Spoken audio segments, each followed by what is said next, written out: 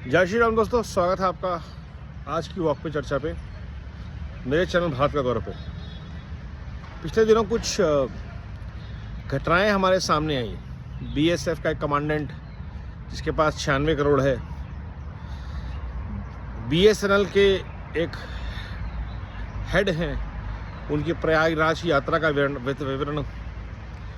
भ्रष्टाचार किस प्रकार के हो सकते हैं, किस किस तरह से होते हैं, ये रोज़ एक नई कहानी हमारे सामने आती है और ये बहुत ही बड़ी चिंता का विषय बनता जा रहा है, क्योंकि पकड़े तो जा रहे हैं लोग, बट एक बहुत व्यापक स्तर पे भ्रष्टाचार है और बढ़ भी रहा है, कंट्रोल में नहीं आ रहा। नए नए तरीके से भ्रष्टाचार किया जा रहा है।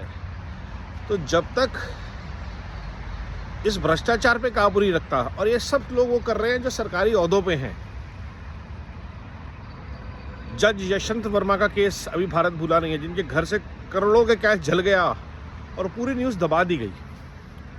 और हम सबको पता है, अभी दिल्ली बार काउंसिल के इलेक्शन हुए, उसके अंदर जो हाल था उस सड़क का, उससे पता चलता है कि कोई तो ख़ास बात है ऐसी ताकत में, जिसके लिए अनाप शनाप पैसा खर्च हो रहा है, रिसोर्सेज खर्च हो रहे हैं।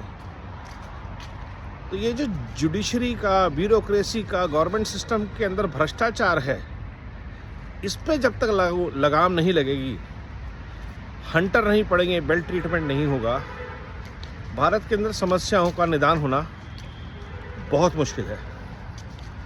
और विडंबना ये है कि इस सरकारी नौकरी के लिए लोग, करोड़ों लोग, लाखों लोग प्रयासरत रहते हैं। किस लिए? शायद भ्रष्टाचार करने के लिए ही।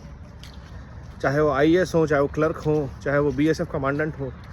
आपके पास सरकारी नौकरी है, घर है, महीने के महीने तनख्वाह आ रही है, जॉब सिक्योरिटी है, लेकिन आपका लालच ख़त्म नहीं होता। और यहाँ देश का युवा, गरीब, रोज़ के संघर्ष में लगा हुआ है कि उसकी रोज़ी रोटी चलती रहे, ज़िंदगी की गाड़ी पटरी पे रहे। ये जो भारत के बीच के अंदर दूरी है, विडंबना है, और उसको और बढ़ाता भ्रष्टाचार है। इस पे काबू करना बहुत ज़रूरी है। और इसीलिए भारत ने योगी जी और मोदी जी जैसे नेताओं को चुना।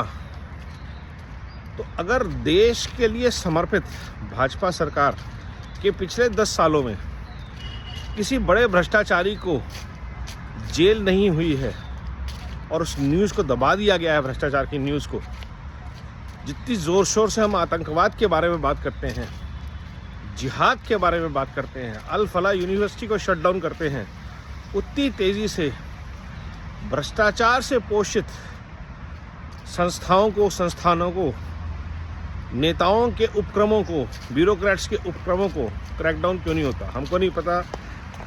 इनकम टैक्स डिपार्टमेंट ने 70,000 करोड़ का बिरयानी का स्कैम ढूंढ लिया। उनको अपने आसपास खड़े हुए मॉल दिखाई नहीं देते। योगी जी को शायद पता नहीं होगा कि नोएडा में कितना भ्रष्टाचार है, किस किसने कितने कितने पैसे बनाए हैं। तो हिम्मत क्यों नहीं है ऐसे लोगों पे हाथ डालने की, सिस्टम की? सवाल ये है। मैं ये नहीं कहता, और ऑब्वियसली सब जानते हैं कि योगी जी और मोदी जी खुद भ्रष्ट नहीं हैं, बट आसपास के भ्रष्ट तंत्र के आगे वो नतमस्तक क्यों हैं, डरे हुए क्यों हैं, और एक एक करके उधेड़ के रहे हैं उनकी। इमरजेंसी में बहुत चीज़ें गलत हुई थी, लेकिन एक चीज़ बहुत अच्छी हुई थी, देश की व्यवस्था ठीक हो गई थी। चाहे वो खौफ था, सिस्टम, बिजनेस, सबको पता चल गया था कि अब कुछ भी गलत किया तो उनके ऊपर गाज गिरेगी सीधा, धंधा बंद, चौपट। ये खौफ भारत में क्यों नहीं? कहाँ है 10 कड़क आईएएस ऑफिसर्स की या ब्यूरोक्रेट्स की एंटी करप्शन नेशनल स्क्वाड, जिसके पास पूरा इख्तियार हो, कहीं भी जाके छापा मारे, पकड़े, भ्रष्टाचार को रोके और मिसाल बना दे। बीएसएफ का कमांडेंट अकेला नहीं होगा, एक पूरा इकोसिस्टम होगा। यशवंत वर्मा अकेले जज नहीं होंगे, वो पूरा इकोसिस्टम उनके साथ था, है, आज भी है।